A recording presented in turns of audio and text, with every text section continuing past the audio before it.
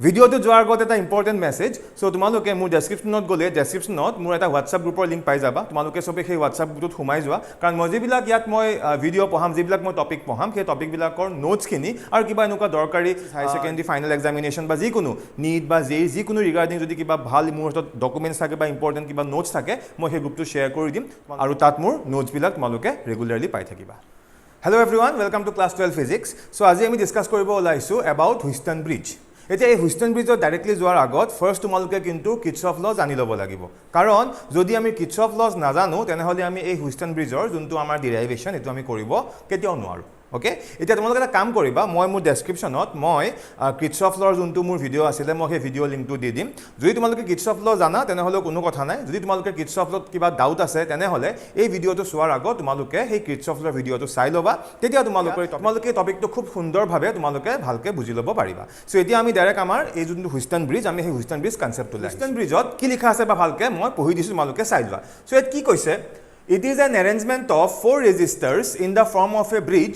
used for measuring one unknown resistors in terms of other 3 known resistors মানে হুইষ্টন bridge বুলি ক'লে এটো basically এটা কি এটো এটা অ্যাৰেঞ্জমেন্ট হয় yes এটো কিহৰ অ্যাৰেঞ্জমেন্ট it is an arrangement of 4 resistors মানে চাৰিটা ৰেজিষ্টাৰৰ এটো এটা কি অ্যাৰেঞ্জমেন্ট আৰু এই অ্যাৰেঞ্জমেন্টটো আমি এটা ব্ৰিজ টাইপ আমি এটা স্ট্ৰাকচাৰ দিও ঠিক আছে আৰু এটো কাম কিয় কৰা হয় it is mainly used to measure one unknown resistance yes in terms of other 3 known resistors মানে আমাৰ ইয়াত কি হ'ব আমাৰ ইয়াত চাৰিটা ৰেজিস্ট্যান্স থাকিব yes আমি এটা ডায়াগ্ৰাম আঁকিম ওকে আমি এটা ব্ৰিজ টাইপৰ আমি এটা ডায়াগ্ৰাম আঁকিম এই ডায়াগ্ৰামটো টোটাল চাৰিটা ৰেজিস্টাৰ থাকিব বাট চাৰিটা ৰেজিস্টাৰৰ ভিতৰত তাৰ এটা যোনটো ৰেজিস্টাৰ সেই ৰেজিস্টাৰটো ৰেজিস্ট্যান্সটো আননোন হ'ব মানে এটা ৰেজিস্ট্যান্সটো আমি গম নাপাওঁ সো এতিয়া আমি কি কৰিম আমি ইয়াত পঢ়িম এতিয়া আমি কিছুমান প্ৰিন্সিপল ইউজ কৰিম আৰু প্ৰিন্সিপল ইউজ কৰি সেই যোনটো আননোন ৰেজিস্টাৰ সেই আননোন ৰেজিস্টাৰটোৰ মই ৰেজিস্ট্যান্স ক্যালকুলেট কৰিম সো মই ধুনিয়াকৈ ডায়াগ্ৰামটো আঁকি দিছো সো ইয়াত চোৱা ইয়াৰ ডায়াগ্ৰামটো কেনেকুৱা হ'ব suppose I have 4 resistors like this এনেকে okay I have a diagram okay এইটো চোৱা সো এনেকে মোৰ ডায়াগ্ৰাম এটা আছে সো ইয়াত টোটাল কি আছে ইয়াত টোটাল আমাৰ চাৰিটা ৰেজিস্টাৰ আছে সাপোজ মই পইণ্ট কিটা আগতে নাম দি দিছো সাপোজ এই পইণ্টক মই নাম দিছো a suppose this point is B this point is suppose C and this point is suppose D okay now a b মাজৰ যোনটো ৰেজিস্ট্যান্স মানে যোনটো ৰেজিস্টাৰ ইয়াৰ সাপোজ ৰেজিস্ট্যান্সটো মই p ধৰিছো নেক্সট b পৰা c লে যোনটো আমাৰ ৰেজিস্টাৰ আছে ইয়াৰ সাপোজ মই ৰেজিস্ট্যান্সটো q ধৰিছো ঠিক আছে নেক্সট a পৰা দিলে ইয়াৰ যোনটো ৰেজিস্টাৰ তাৰ যোনটো ৰেজিস্ট্যান্স r ধৰিছো আৰু এফালে এই যোনটো ৰেজিস্টাৰ তাৰ ৰেজিস্ট্যান্স মই s ধৰিছো হল এতিয়া তোমালোকে ধৰি লোৱা যে এই যোনটো s যোনটো আমাৰ ৰেজিস্টাৰ ওকে এই যোনটো আমাৰ ৰেজিস্টাৰ সাপোজ এই ৰেজিস্টাৰটো ৰেজিস্ট্যান্সৰ ভ্যালু মই গম নাপাওঁ মানে মোৰ কাৰণে s এটা কি s এটা আননোন ৰেজিস্টাৰ বুলি তুমি ধৰি লোৱা এতিয়া মই কি কৰিম এই প্ৰিন্সিপলটোৰ সহায়ত এই যোনটো আননোন ৰেজিস্টাৰ তাৰ আমি ভ্যালু ক্যালকুলেট কৰিব পাৰিম বাট ইয়াৰ কাৰণে আমি আৰু কিছুমান টেকনিক্যাল কথা জানি ল'ব লাগিব এতিয়া আমি কি কৰিম এই যে a আৰু c যে আছে সো a c ৰ এক্ৰছত a আৰু c পইণ্টৰ এক্ৰছত মই এটা সেল কানেক্ট কৰি দিম yes আৰু এই সেলটোৰ EMF সাপোজ এই সেলটোৰ EMF সাপোজ কি এই সেলটোৰ EMF মই E বুলি ধৰি লৈছো এই সেলটো মই EMF কিমান বুলি ধৰি লৈছো E ওকে মানে ই আমাক এটা পটেনশিয়াল ডিফাৰেন্স দি আছে যাৰ কাৰণে সাপোজ এই সেলটোৰ পৰা এই সেলটোৰ পজিটিভ টাৰ্মিনেলটোৰ পৰা সাপোজ I কাৰেন্ট ওলাইছে হল সো ইয়াৰ পৰা I কাৰেন্ট ওলাইছে সো দ্যাট মিন্স এই সেলটোৰ পৰা যদি I কাৰেন্ট ওলাই সো ডেফিনেটলি এই সেলটোত কি I কাৰেন্ট সোমাব লাগিব ওকে এতিয়া ইয়াৰ পৰা আমি I কাৰেন্ট ওলাইছে বুলি কৈছো সো দ্যাট মিন্স I কাৰেন্টটো এনেকৈ গৈ আছে সো I কাৰেন্ট গৈ এফালে দি এই পইণ্টত সোমাইছে ওকে এটা এই পইণ্টৰ পৰা এটো সাইডে ওকে এই পইণ্টৰ পৰা এনেকৈ সাপোজ মই I1 কাৰেন্ট বুলি কাৰেন্ট গৈছে বুলি ধৰি লৈছো সো যদি এফালে I1 কাৰেন্ট গৈছে নেক্সট এটো সাইডে সাপোজ মই এফালে I2 কাৰেন্ট গৈছে বুলি মই ইমাজিন কৰি লৈছো সো এনেকৈ I আহি আছিল সো I2 দুটা ভাগত ভাগ হ'ল এফালে I1 গৈছে সাপোজ এফালে কি গৈছে I2 এতিয়া নেক্সট আমি কি কৰিম এই B পইণ্ট আৰু C D পইণ্টটো যে আছে this is point B and this one is point D এতিয়া B আৰু D ৰ মাজত মই এটা কি কানেক্ট কৰিছো এটা মই গ্যালভানোমিটাৰ কানেক্ট কৰি দিছো yes সো বি আৰু ডি পইণ্টৰ মাজত মই এটা গেলভেনোমিটাৰ কানেক্ট কৰি দিলোঁ এটা গেলভেনোমিটাৰ কি আমি সবেই জানো সো গেলভেনোমিটাৰ এটা হৈছে সেনসিটিভ ডিভাইস যাৰ সহায়ত আমি খুব small amount of current measure কৰিব পাৰো আই ৰিপিট মই কি কৈছো খুব স্মল এমাউন্ট অফ কাৰেন্ট মই মেজাৰ কৰিব পাৰো বা ইয়াৰ সহায়ত আমি কাৰেন্ট আছে নে নাই সেই সাৰ্কিটটোত হেতু আমি ডিটেক্ট কৰিব পাৰো সো গেলভেনোমিটাৰে বেসিক্যালি কাৰেন্ট ডিটেক্ট কৰে কিন্তু তাৰ মাজতে হি এটা স্মল এমাউন্ট অফ কাৰেন্ট হি জুখিব পাৰে খুব হিউজ এমাউন্ট অফ কাৰেন্ট নহয় very small amount of current but basically ইয়াত আমি গেলভেনোমিটাৰটো সহায়ত আমি কি ফাইন্ড আউট কৰিম যে বি পৰা দিলে কাৰেন্ট ফ্লো হৈছে নে নাই হেতু আমি গেলভেনোমিটাৰটোৰ পৰা গম পাই যাম মানে যদি গেলভেনোমিটাৰটো ৰিফ্লেকশন দেখুৱাইছে মানে from B to D or from D to B current কি হৈছে ফ্লো হৈছে এতিয়া এই গেলভেনোমিটাৰ যোনটো ৰেজিস্ট্যান্স কাৰণ এই গেলভেনোমিটাৰটো এটা কি থাকিব ৰেজিস্ট্যান্স থাকিব সো এই গেলভেনোমিটাৰটো যোনটো ৰেজিস্ট্যান্স হেতু আমি G বুলি ধৰি লৈছো ওকে এতিয়া ইয়াত টোটাল ৰেজিস্টাৰ কেটা আছিল ইয়াত টোটাল ৰেজিস্টাৰ আছিল 4টা যাৰ ভিতৰত আমি ধৰি লৈছো এই যোনটো S টো ধৰি লৈছো this is our unknown resistance okay so S টো আমাৰ কি আমি unknown বুলি ধৰি লৈছো তাৰ পাছত এই যোনটো এৰ পৰা দিলে ইয়াত মই যোনটো ৰেজিস্টাৰ লৈছো সাপোজ এটো এটা আমি ধৰি লৈছো কি সাপোজ এটো এটা ভেৰিয়েবল ৰেজিস্টাৰ বুলি আমি ধৰি লৈছো সো ইয়াত যোনটো R এটো কি এটো এটা ভেৰিয়েবল ৰেজিস্ট্যান্স মানে R ৰ ভ্যালুটো আমি আমাৰ মতে চেঞ্জ কৰি থাকিব পাৰো আমাৰ নিড মতে চেঞ্জ কৰিব পাৰো আৰু P and Q these are given resistance so ekitar value amak dia hoy ase okay mane that means sabole gole etia amak dia hoy ase ki bhalke sai lwa mane amak P aru Q value amak dia hoy ase so P value ami janu then Q value ami janu okay then sabole gole ei R to ki variable resistance mane R to ami gom pam kintu R to ami amar need mote ami R or value to nije choose koribo parim so etia kotha to hol ami anyhow ei juntu amar S unknown resistance asile so ami etia S or value S unknown resistance to value ami uliabo goi asu etia kotha to hol je etu keneke kam kore okay eta ya ami basic principle to ami agote bujibo chesta koro so Wheaton bridge principle to hoise যে কিবাকে আমি যদি B পইণ্টৰ potential আৰু D পইণ্টৰ potential যদি আমি কি কৰি দিও বি পইণ্ট আৰু ডি পইণ্ট এই দুইটাত যদি আমি পটেনশিয়াল সেম বুলি কৈ দিব পাৰো that means বি পৰা দিলে বা ডি পৰা বিলে কাৰেন্ট ফ্লো হ'বনে কেতিয়াও নহয় আমি ভালদৰে জানো যে কাৰেন্ট কিয় ফ্লো হয় যে কাৰেন্ট কিয় ফ্লো হয় আৰু কেনেকে ফ্লো হয় যে কাৰেন্ট ফ্লো হ'বৰ কাৰণে এডাল কন্ডাক্টিং ওয়্যাৰৰ কি থাকিব লাগিব দুই এন্ডত পটেনশিয়ালৰ ডিফাৰেন্স থাকিবই লাগিব আৰু কাৰেন্ট সদায় হাই পটেনশিয়াল টু কি লো পটেনশিয়াল যায় এতিয়া সাপোজ যদি বি পইণ্টৰ পটেনশিয়ালতকে ডি পইণ্টৰ যদি পটেনশিয়াল কম হয় তেনে হলে সদায় কাৰেন্ট বি পৰা দিলে যাব বা যদি ডি পইণ্টৰ পটেনশিয়ালটো বেছি হয় আৰু বি পইণ্টৰ পটেনশিয়ালটো কম হয় তেনে হলে obviously কাৰেন্টটো কৰপা কলে যাব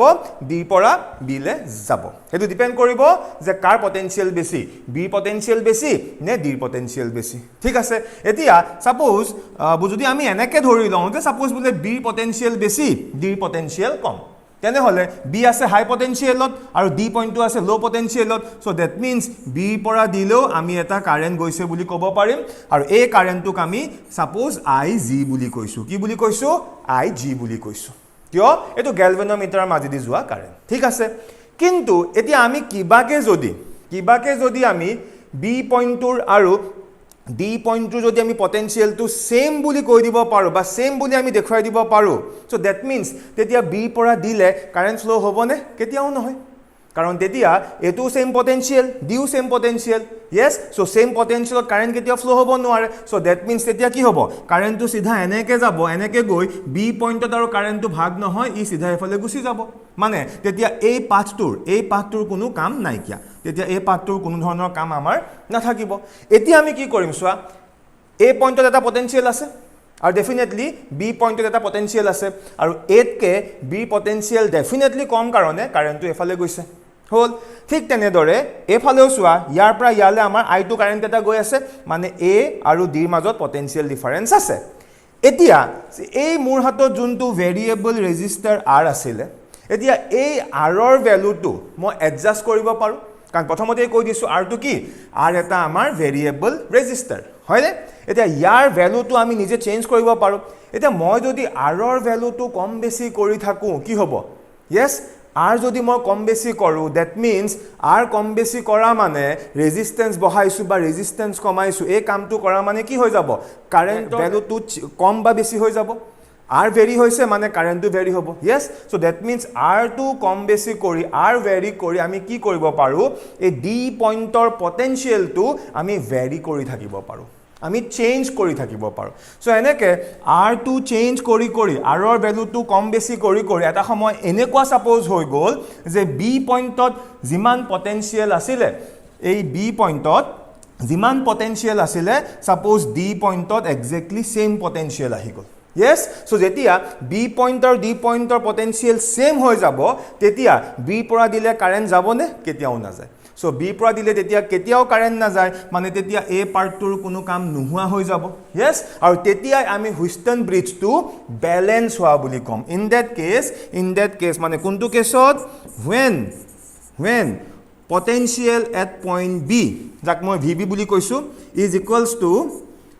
potential at point d মানে যেতিয়া b পইন্টৰ potential আৰু কি d পইন্টৰ potential same হৈ যাব তেনে হলে b পৰা দিলে কোনো কাৰেন্ট না যায় আৰু আমি কি বুলি ক'ব পাৰিম এই ig ৰ যোনটো ভ্যালু এটো আমি 0 বুলি ক'ব পাৰিম আৰু এটোকে কি বুলি কোৱা হয় এটোকে কোৱা হয় যে আমাৰ যোনটো Wheatstone bridge এটো কি হৈ গল এটো ব্যালেন্স হৈ গল আৰু ব্যালেন্স হৈ যোৱা মানে আমাৰ কি হৈ যাব ইয়াৰ যোনকিটা ৰেশিও মানে এই চাৰিটা p q r আৰু s so ইয়াৰ আমি এটা ৰেশিও পাই যাম আৰু এই ৰেশিওটো হল p divided by q will be equals to r divided by s so এই ফর্মুলাটো আমি মনত ৰাখিব লাগিব yes আৰু from this formula ভালকে সোৱা ইয়াত p ভ্যালু আমাক দিয়া হৈ থাকিব q ভ্যালু আমাক দিয়া হৈ আছে r ৰ ভ্যালুটো আমি নিজে চুজ কৰিছো s আমাৰ কাৰণে unknown আছিল so এটা এই ইকুৱেচনত s ৰ বাহিৰে আমি গুটেই কিটা ভ্যালু জানো that means from here আমি ইয়াৰ পৰা এই যোনটো s unknown resistance এটো আমি আৰামত উলিয়াব পাৰিম আৰু এটোকে কোৱা হয় Wheatstone bridgeৰ balance condition আৰু এতিয়া আমি next এই যোনটো কন্ডিশন এই কন্ডিশনটো কেনেকে আহিলে তাৰ আমি ডেৰিভেশনটো কৰিব গৈ আছো যে balance Wheatstone bridge principle okay মই ডায়াগ্ৰামটো আকৌ পৰা এক্সপ্লেইন কৰি দিও সোৱা যে টোটাল আমাৰ চাৰিটা কি আছে চাৰিটা আমাৰ ৰেজিস্টাৰ আছে সো p q r আৰু s সো এই চাৰিটাৰ ভিতৰত r টোক আমি কি বুলি কৈছো ভেৰিয়েবল বুলি কৈছো p আৰু q আমাক দিয়া হৈ আছে কোৱেশ্চনটো ঠিক আছে আৰু s টো আমাৰ কাৰণে কি s টো আমাৰ কাৰণে unknown এতিয়া আমি কি কৰিলো এই a আৰু c ভালকে মন কৰিছানে টোটাল আমি পইণ্ট কিটা আমি নাম দি লৈছিলো a b c d ইয়াৰ ভিতৰত a আৰু c পইণ্টৰ এক্ৰছত মই ইয়াত এটা সেল কানেক্ট কৰিছো আৰু এই সেলটোৰ emf কিমান e আৰু এই সেলটোৱে আমাক এই সাৰ্কিটৰ ভিতৰত এটা পটেনশিয়াল ডিফাৰেন্স দি আছে যাৰ কাৰণে আমি এই সেলটোৰ পজিটিভ টাৰ্মিনেলটোৰ পৰা আমি i কাৰেন্ট ওলাইছে বুলি আমি ধৰি লৈছো ভালদৰে মন কৰা ইয়াৰ পৰা i কারেন্ট ওলাইছে এনেকে i কারেন্ট গৈ আছে গৈ a পইণ্ট পালে ঠিক আছে এতিয়া a পইণ্টত এই i কারেন্টটো দুটা ভাগত ভাগ হৈছে এটা এৰ পৰা বি লে এফালে মানে পি ৰ মাজেদি পি ৰেজিস্টাৰটোৰ মাজেদি এফালে i1 কাৰেন্ট গৈছে নেক্সট এৰ পৰা দিলে এটো সাইডে সাপোজ i2 কাৰেন্ট গৈছে বুলি মই ধৰি লৈছো নেক্সট আমি এতিয়া ধৰি লৈছো যে সাপোজ বি আৰু ডি পইণ্টৰ মাজত পটেনশিয়াল ডিফাৰেন্স আছে হে কাৰণে বি পৰা দিলে yes ig কাৰেন্ট গৈছে বুলি আমি ধৰি লৈছো আৰু ig এই কাৰণে কৈছো যে কাৰেন্টটো গ্যালভানোমিটাৰটোৰ মাজেদি গৈ আছে ঠিক আছে আৰু এই গ্যালভানোমিটাৰটোৰ যোনটো ৰেজিস্ট্যান্স তাক আমি g বুলি ধৰিছো নেক্সট বি পৰা সিলেছোৱা বি পৰা সিলে আমি i3 কাৰেন্ট গৈছে বুলি ধৰি লৈছো আৰু সিমিলাৰলি ডি পৰা সিলে i4 কাৰেন্ট গৈছে বুলি ধৰি লৈছো আৰু ফাইনালি i3 আৰু i4 এই দুইটা কম্বাইন হৈ সি পৰা এনেকে i কাৰেন্ট ওলাইছে আৰু i কাৰেন্ট ওলাই আহি ফাইনালি আমাৰ সেলটোৰ নেগেটিভ টাৰ্মিনেলত i কাৰেন্ট সোমাইছে আমি এটা কথা ভালদৰে জানো এটা সেলটোৰ পৰা যিমান কাৰেন্ট ওলাব এটা আইডিয়াল সেলৰ পৰা যিমান কাৰেন্ট ওলাব তাৰ নেগেটিভত সদায় সেম এমাউন্ট অফ কাৰেন্ট সোমাব সো ইয়া ধুনিয়াকে ডায়াগ্ৰামটো আঁকি দিয়া আছে এতিয়া আমি কিৰ্চফ লৰ সহায়ত আমি ইয়াৰ ম্যাথমেটিক্যাল প্ৰুফটো কৰিব লাইছো ভালকে চাই যোৱা এতিয়া আমি কি কৰিম first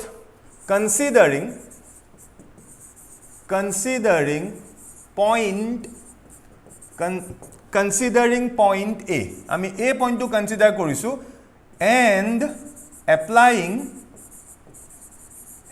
applying KCL okay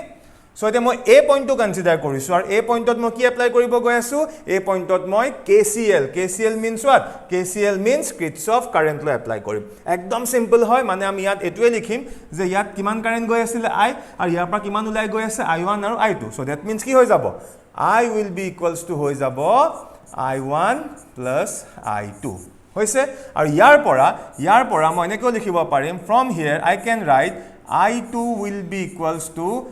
I minus I1 suppose etuk moi dilu equation number 1 again considering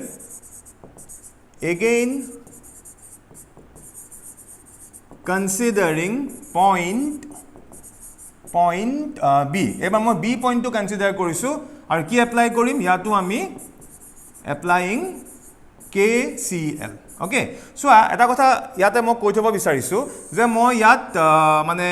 একেবাৰতে মই KVL KCL ৰ ইউজ টু শিকাব বিচাৰিছো এই কাৰণে মই বাৰে বাৰে KCL KVL দুইটা ইউজ কৰিম এটা আমি B পইণ্টত ইউজ কৰিম B পইণ্ট মানে এটো ঠিক আছে এটা B পইণ্টত যদি আমি KCL ইউজ কৰি দিও কি হ'ব সোৱা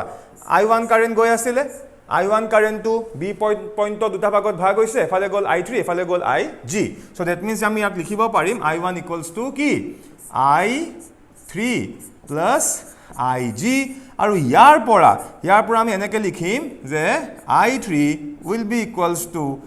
I1 minus IG so এনেকৈ মই এটা ইকুৱেশ্যন পালো এটোক মই ইকুৱেশ্যন 2 দি দিলো তাৰ পিছত আৰু এটা আমি ইকুৱেশ্যন উলিয়াম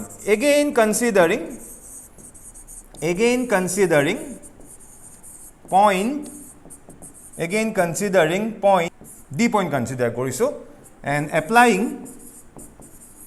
and applying what KCL so yato moi etia KCL apply korim thik ase etia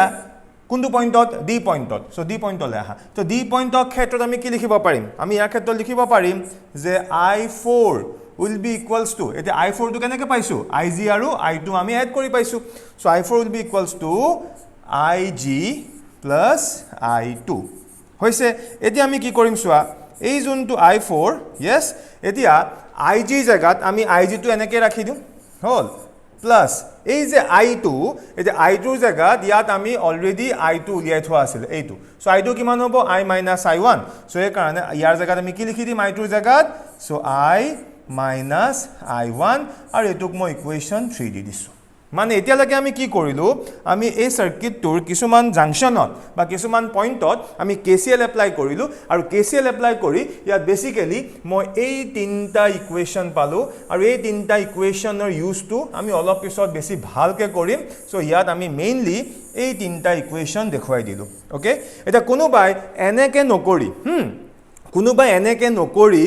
ইয়াত ধৰা মই কি কৰিছো ইয়াত মই এটো I1 লিখিছো এটো I2 লিখিছো পইণ্টটো ভালকে বুজিব চেষ্টা কৰা কোনোবাই I2 টু ইয়াত নিলিখি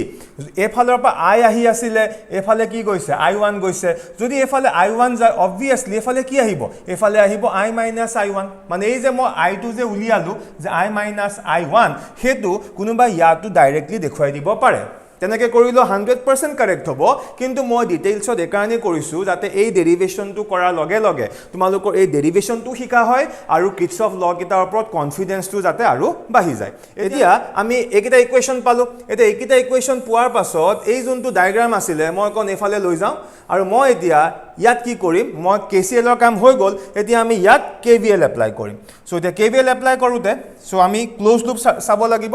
এতিয়া প্ৰথম মই কোনটো কনসিডাৰ কৰিছো সোৱা the considering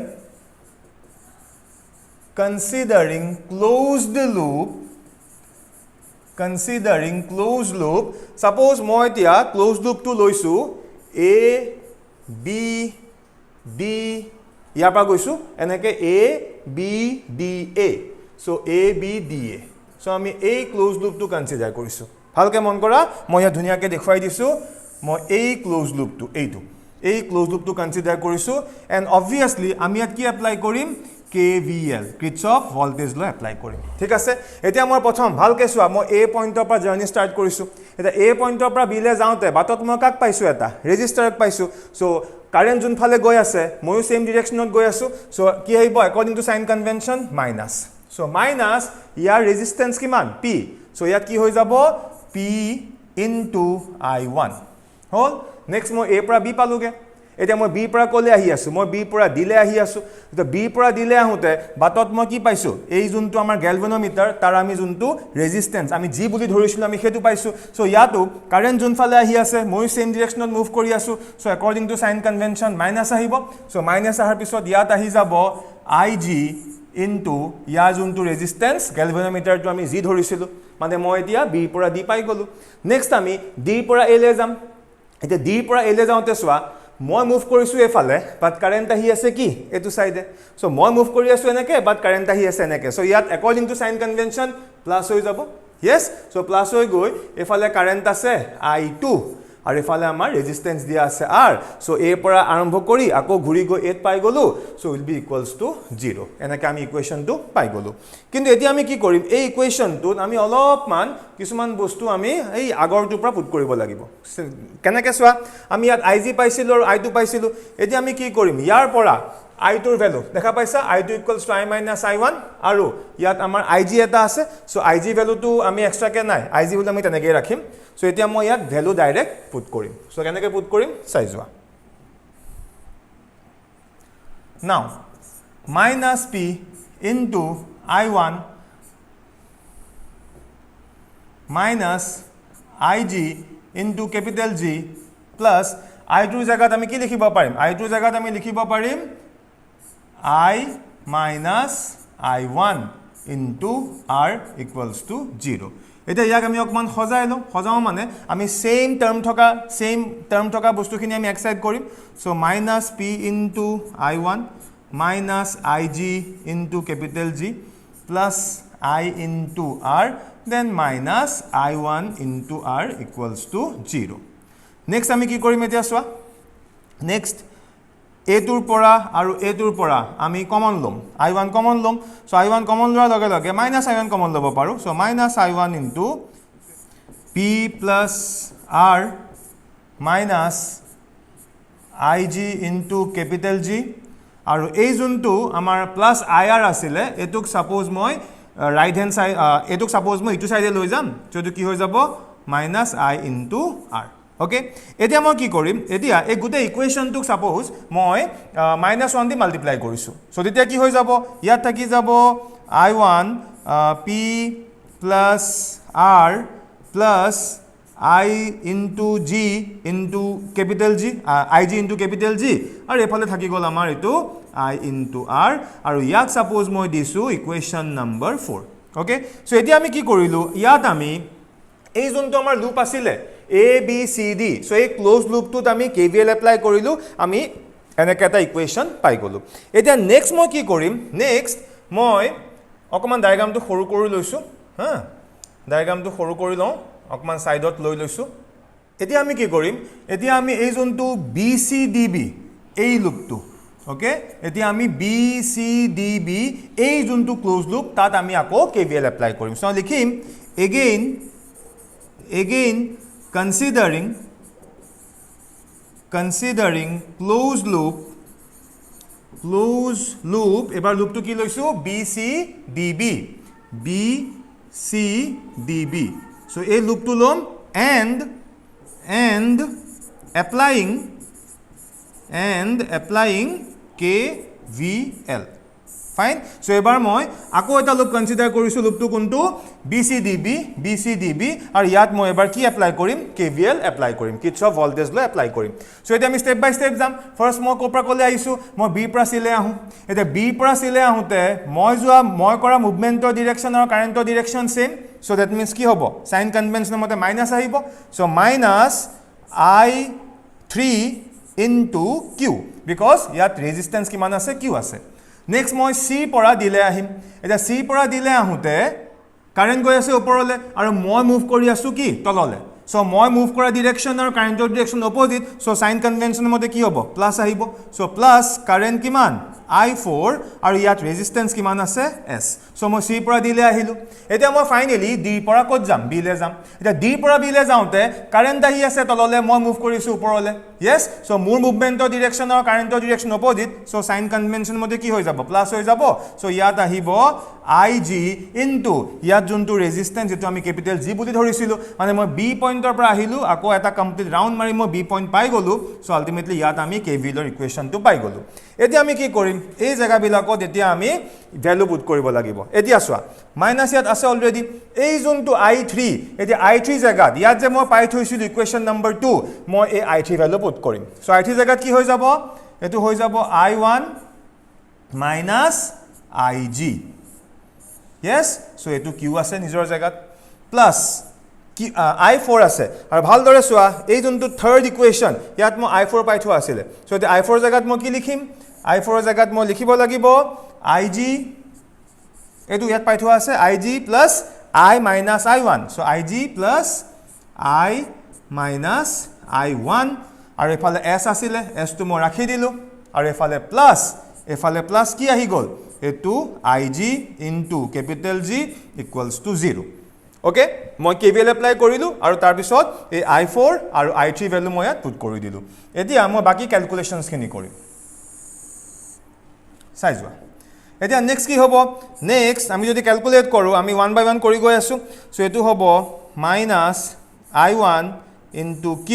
then minus minus plus IG into capital Q plus ইয়াত আহি যাব IG into S plus ইয়াত আহি যাব I into S then minus I1 into S plus IG into capital G equals to 0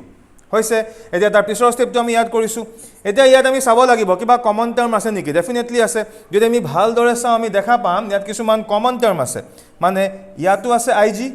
ইয়াতো আছে IG আৰু ইয়াতো আছে IG নেক্সট আমি চাম আৰু কমন টাৰ্ম কি আছে আৰু কমন টাৰ্ম এতুত আছে ইয়াত আছে I1 আৰু ইয়াত আছে কি I1 এটা আমি ফাৰ্স্ট কি কৰো আমি I1 টো কমন লও কাৰণ ইয়াতো আমি ফাৰ্স্ট আমি I1 এ কমন লৈছিলো এতিয়া যদি আমি I1 প্ৰথম কমন লও তেনে হলে এটো কি হ'ব সোৱা আমি ইয়াৰ পৰা সাপোজ I1 কমন লৈ ললো এটা কাম কৰো ইয়াত দুইটা ক্ষেত্ৰতে মাইনাস আছে সো সাপোজ মই মাইনাস I1 কমন লৈছো সো মাইনাস I1 কমন লোৱাৰ লগে লগে ইয়াত থাকি গল এটো Q plus S সো আমাৰ এই I1 থকা টাৰ্ম কিটাৰ আমাৰ কামটো হৈ গৈছে নেক্সট আমি সাম বাকি কিতাত যত IG আছে তাৰ পৰা আমি সাপোজ প্লাস IG কমন লৈছো সো প্লাস IG কমন লোৱাৰ লগে লগে কি থাকিব so Q plus S plus এফালে Q plus S plus এটো হৈ গল আমাৰ G yes আৰু এই যোনটো IS আছিল এই IS টো মই হিটু সাইডে লৈ যাও so equals to minus of I into S হল এটা এই যোনটো আমি ইকুয়েশন পাইছো এটা এই গুটে ইকুয়েশনটো মই আকো কি কৰিম এজ এ হোল আমি -1 দি মাল্টিপ্লাই কৰি দিম সো -1 দি মাল্টিপ্লাই কৰা লগে লগে এটা কাম কৰো মই ইয়াত কৰি দেখুৱাইছো তলত জায়গা নাই কাৰণে সো এটো এনেকুৱা হৈ যাব এটো হৈ যাব এটো I1 ইয়াত থাকিলে capital Q plus S next IG ইয়াত থাকিব capital Q plus S plus G আৰু এফালে ইকুয়ালস টু হৈ যাব I into S আৰু এই যোনটো ইকুৱেচন এই ইকুৱেচনটোক মই ইকুৱেচন নম্বৰ 5 দি দিছো সো আমি ইয়াত এটা আৰু এটা ইকুৱেচন পালো যাক আমি কি বুলি কৈছো ইকুৱেচন 5 এতিয়া আমাৰ ডেৰিভেশনটোৰ প্ৰায় বেছিভাগ বস্তু আমাৰ হৈ গৈছে এতিয়া আমি আমাৰ মেইন ক্যালকুলেশন তোলে আহো সো এতিয়া আমি ইয়াত দুটা বহুত ইম্পৰ্টেন্ট আমি ডেৰিভেশন পাই গলো মই এটো ভালকে মাৰ্ক কৰি দিব বিচাৰিছো সো এটা হৈছে এইটো so this is equation number 4 আৰু এটা হৈছে এইটো so this is equation number 5 so এতিয়া আমি যিখিনি কৰিম হে গুটেই বস্তুখিনি এই দুটা ইকুৱেচনৰ ওপৰতে বেছড হৈ থাকিব ঠিক আছে এটা ভালদৰে চোৱা আমি এইকেইটা ইকুৱেচন পালো কিন্তু আমি অলৰেডি জানো যে কিবাকে যদি B পইণ্টৰ পটেনশিয়াল আৰু D পইণ্টৰ পটেনশিয়াল যদি সেম হৈ যায় সো সেম হৈ গলে আলটিমেটলি B পৰা দিলে কারেন্ট যাবনে না যায় সো দ্যাট মিন্স আমি ইয়াতে এটা কন্ডিশন লিখিম যে at balance condition at balance condition কি হৈ যাব balance condition that means B আৰু D যেতিয়া potential same হৈ যাব আমি এফালে কোনো কাৰেন্ট আমি নাপাও মানে গ্যালভানোমিটাৰ কোনো ৰিফ্লেকশন নেদেখুৱাব আৰু গ্যালভানোমিটাৰ কোনো ৰিফ্লেকশন নেদেখুৱাই মানে আমি ক'ব পাৰিম যে ব্যালেন্স কন্ডিশনত আমাৰ Ig কি হৈ যাব 0 হৈ যাব yes so balance conditionত আমাৰ Ig কি হৈ যাব 0 কিয় যে B পৰা দিলে কোনো কাৰেন্ট ফ্লো নহয় because B পইণ্টৰ পটেনশিয়াল আৰু D পইণ্টৰ পটেনশিয়াল সেম হৈ যাব এতিয়া এই যোনটো balance condition that means Ig equals to 0 এটো আমি এতিয়া কি কৰিম এই কন্ডিশনটো আমি ইকুয়েশন 4 আৰু আমি ইকুয়েশন 5 ত আমি পুট কৰিম মানে Ig equals to 0 condition to মই equation 4 ত লগাই দিম so that means এতিয়া আমাৰ যোনটো equation 4 আগত আছিলে এটো অলপ চেঞ্জ হৈ যাব কি চেঞ্জ হৈ যাব ভালকে চাই লোৱা এটা equation 4 ত ইয়াত চোৱা ইয়াত Ig থকা টাৰ্ম কোনটো এইটো এটো হল আমাৰ Ig থকা টাৰ্ম আৰু এতিয়া আমি হুইস্টন ব্ৰিজৰ ব্যালেন্স কন্ডিশন লগাই দিলো মানে ইয়াত আমি Ig 0 কৰি দিম সো ইয়াত Ig 0 কৰা মানে এই গুটেই টাৰ্মটো কি হৈ গল 0 সো এই গুটেই টাৰ্মটো 0 হোৱা মানে আমি এটা নতুন ইকুয়েশন পালো হেতু হৈ গল I1 into P plus R okay তাৰ পিছত চোৱা এফালে আমাৰ এটো আছিল নহ yes এতিয়া Ig আমি ইয়াত 0 পুট কৰি দিম সো Ig 0 পুট কৰা লগে লগে এই গুটেই পাৰ্টটো 0 হৈ গল আৰু এটো আমাৰ থাকি যাব কি I into R so suppose এটুক মই ইকুয়েশন নাম্বার দি দিলো 6 ঠিক আছে তেনেকে আমি সেম আকো একেই কামটো কৰিম নেক্সট মিন্স আকো Ig 0 এই কন্ডিশনটো কি Ig 0 আমি কোড পুট কৰি দিম আমি ইকুয়েশন 5 ত পুট কৰি দিম এটা ইকুয়েশন 5 ত চোৱা ইয়াত আমাৰ কি আছে এইটো আমাৰ Ig থকা ইকুয়েশনটো হল মানে এতিয়া ইকুয়েশন 5 ত এই Ig থকা পাৰ্টটো মানে গুটে পাৰ্টটো 0 হৈ যাব সো এই গুটে পাৰ্টটো 0 হৈ যোৱা মানে এই যোনটো আমাৰ ইকুয়েশন 5 ইয়াক আমি আকৌ নতুনকে লিখিব পাৰিম by making this Ig 0 so কি হৈ যাব এবাৰ আমাৰ ইকুয়েশন টো আহিব I1 into already এফালে জি আছে আমি লিখি দিম Q plus S will be equals to a part to 0 হৈ গল এফালে কিমান থাকিব I into S আৰু এটুক মই কি দিছো ইকুয়েশন নাম্বাৰ 7 হৈছে এতিয়া আমাৰ যোনটো ডেৰিভেশন এই আমাৰ ডেৰিভেশনটোৰ কিন্তু ম্যাক্সিমাম কাম আমি কৰিলই মানে 90% ক্যালকুলেশন আমাৰ হৈ গৈছে এতিয়া আমাৰ লাষ্টৰ যোনখিনি ক্যালকুলেশন আছে সেই গুটেই ক্যালকুলেশনটো ডিপেন্ড কৰি আছে এই দুটা ফৰ্মুলাৰ ওপৰত কোন দুটা ইকুয়েশন নাম্বাৰ 6 আৰু ইকুয়েশন নাম্বাৰ 7 এতিয়া আমি কি কৰিম এতিয়া আমি simply equation 6 divided by equation 7 কৰিম দেখা যাওক কি হয় এটা equation 6 by equation 7 কৰা মানে কি হৈ যাব সোৱা এটো হৈ গল I1 into P plus R divided by I1 into এটো হৈ গল Q plus S will be equals to এফালে থাকিব I into R আৰু এফালে থাকিব I into S এতিয়া এফালে I cancel I1 cancel মই এটা কাম কৰো মই এটোক একেবাৰতে ক্ৰস মাল্টিপ্লাই কৰো ঠিক আছে যদি আমি এটো ক্ৰস মাল্টিপ্লাই এটো কি হৈ যাব এটো হৈ যাব আমাৰ PS plus RS equals to এফালে এটো হৈ যাব QR plus RS হল এতিয়া তুমি ভালদৰে যদি আমি চাও এতিয়া এই RS cancel যাব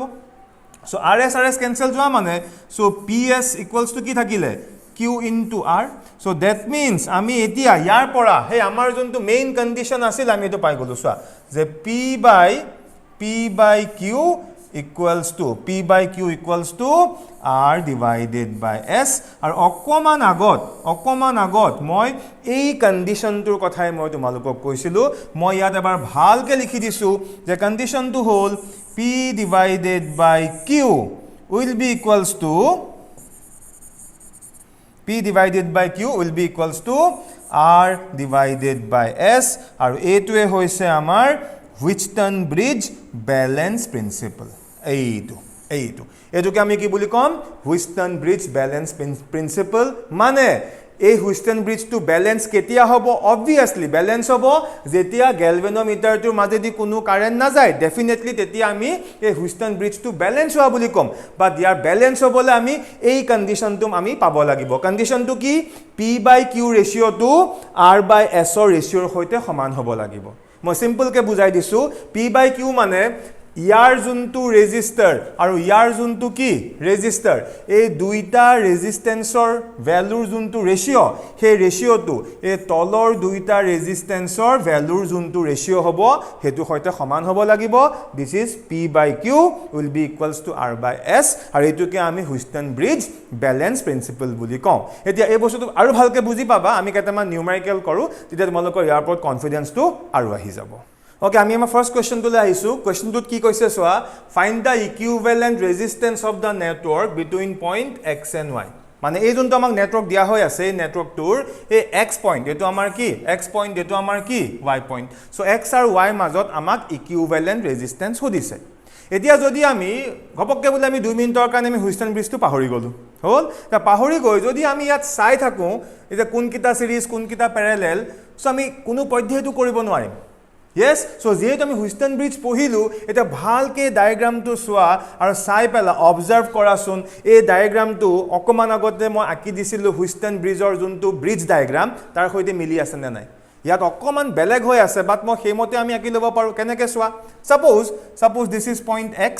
the x পইণ্টৰ পৰা yes ইয়াতো সোৱা এটো x পইণ্ট মানে এটো x পইণ্টৰ পৰা দুডাল ওয়াৰ ওলাই গৈছে সো ইয়াতো মই x ৰ পৰা এনেকে দুডাল ওয়াৰ ওলাই গৈছে বুলি ধৰিছো yes এইটো So এনেকে এডাল ইয়াত কিমান 15 ইয়াত কিমান 30 সো ইয়াৰ মই ধৰিছো ৰেজিস্ট্যান্স 15 ওম আৰু এই তলৰটো কিমান ধৰিছো 30 ওম বুলি ধৰি লৈছো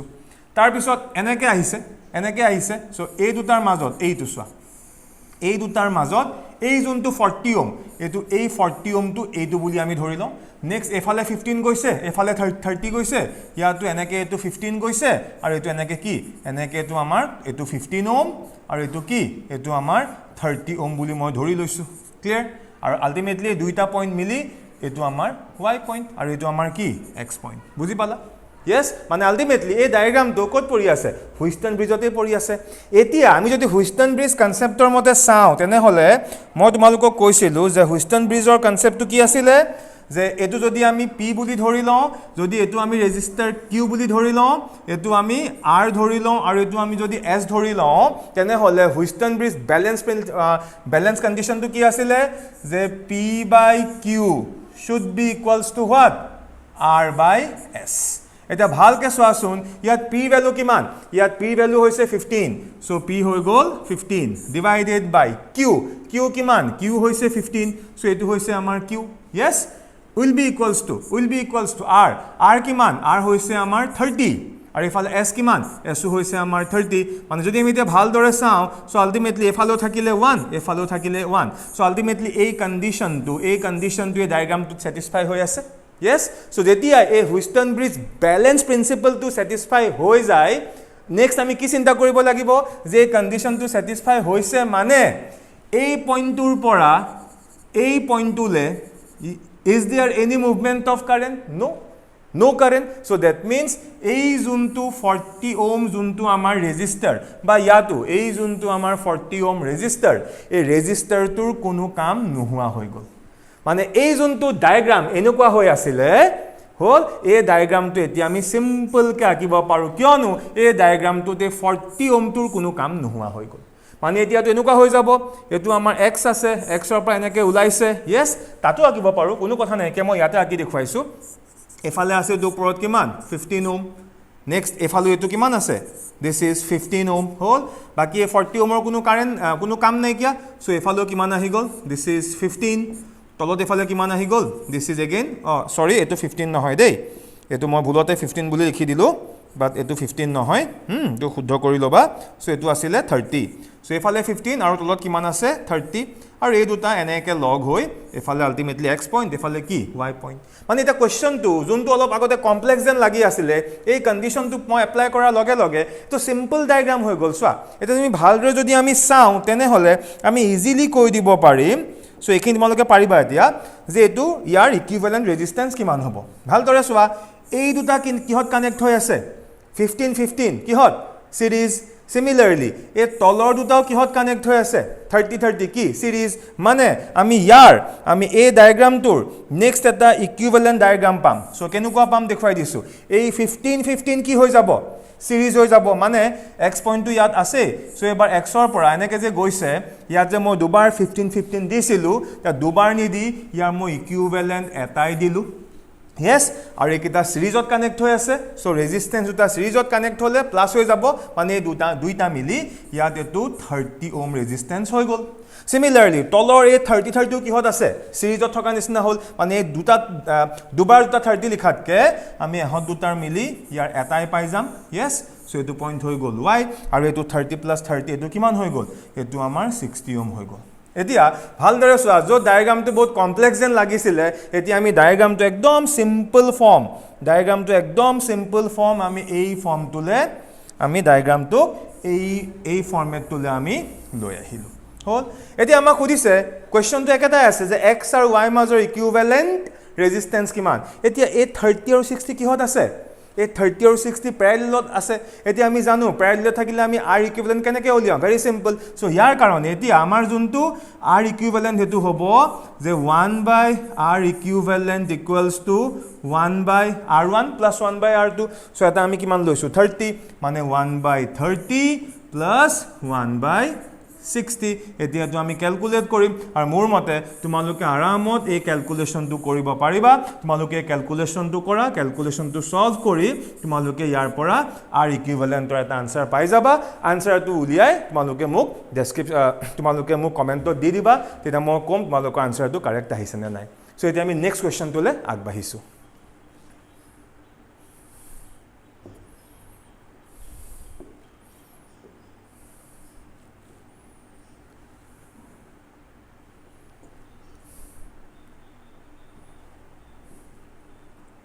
Okay, so this is my second question. এই কোৱেশ্চনটো চোৱা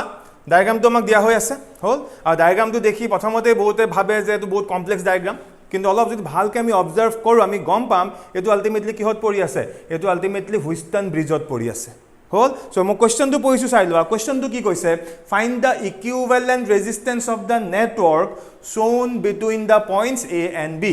এটা ভালদৰে ডায়াগ্ৰামটোত চোৱা যে ডায়াগ্ৰামটোত এখিনটা পইণ্ট A আছে আৰু ইয়াত কি আছে ইয়াত পইণ্ট আমাৰ B আছে এটা মোক কি উলিয়াব দিছে যে A আৰু B পইণ্টৰ মাজৰ ইকুইভ্যালেন্ট ৰেজিস্ট্যান্সটো উলিয়াব দি আছে এতিয়া যদি আমি ডায়াগ্ৰামটো এটো চাই ডেফিনেটলি আমাৰ কনফিউজন লাগিব ভয় লাগিব কিন্তু ভালদৰে যদি আমি চাওঁ এই ডায়াগ্ৰামটো হুইস্টন ব্ৰিজত পৰি আছে সো কেনেকৈ পৰি আছে আগতে মই ইয়াক সিম্পল ভাবে আঁকিবলৈ মই দেখুৱাই দিছো চোৱা এতিয়া ইয়া টোটাল পইণ্ট কেটা আছে বাৰু নো ডাউট আমাক A আৰু B মাজত উলিয়াব দিছে হয় আমি জানো বাট ভালদৰে মন কৰাচোন ইয়া টোটাল পইণ্ট কেটা আছে ইয়া টোটাল পইণ্ট 4টা আছে A B C আৰু D ধৰিব পাৰিছা A B C আৰু D সো কেনেকৈ মই ইয়াক হুইস্টন ব্ৰিজত নিম আগতে এটো চাই লোৱা সাপোজ মই এইখিনিতে এটো মই সাপোজ A পইণ্টটো আঁকিছো আৰু এইখিনিত এটো সাপোজ মই B পইণ্টটো আঁকিছো আৰু ইয়াত এটো সাপোজ মই এটো C পইণ্ট বুলি ধৰি লৈছো আৰু এইখিনিত এটো সাপোজ মই D পইণ্ট বুলি ধৰি লৈছো এটা ভালকে চোৱাচোন A আৰু C মাজত ডায়াগ্ৰামটো চোৱা দেই এটো A আৰু এটো C A আৰু C মাজত ৰেজিস্ট্যান্স কিমান আছে R আছে এইটো হল সো দ্যাট মিন্স A আৰু C মাজত মই R ৰেজিস্ট্যান্স দি দিলো ওকে সো মোৰ ইয়াৰ কাম হৈ গল মোৰ এটোৰ কাম হৈ গল নেক্সট আমি চাম যে C আৰু B মাজত কাৰ মাজত C আৰু B এতিয়া এটো হৈছে আমাৰ C পইণ্ট আৰু এটো হৈছে আমাৰ কি B এটো B পইণ্ট এটা ভালকে চোৱা C আৰু B মাজত এনেকে চোৱা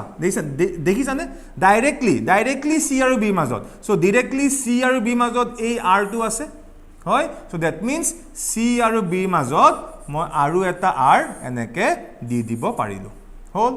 নেক্সট আমি এতিয়া চাম যে A আৰু D ৰ মাজত কাৰ মাজত A আৰু D সো এটো আমাৰ A পইণ্ট এটো আমাৰ কি এইটো আমাৰ কি D পইণ্ট সো A আৰু D ৰ মাজত এই